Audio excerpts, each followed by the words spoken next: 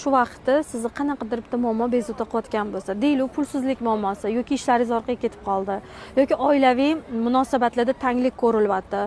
Masalan, biznes egalari bo'lsa, bizneslari orqaga ketib qoldi. Ishim yurishmayapti, bozorim bo'lmayapti.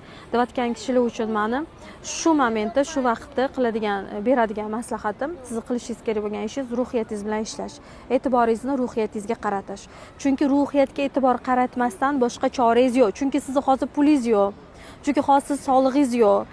Chunki hozirda yo'q-da, hamma narsa yo'q, lekin bitta narsani shu mahalda bitta narsani topsa bo'ladi. U ham bo'lsa, ruhiyatga e'tibor qaratish. Agar ruhiyatingizga e'tibor qaratsangiz, buni qilish sizdan pul talab qilmaydi.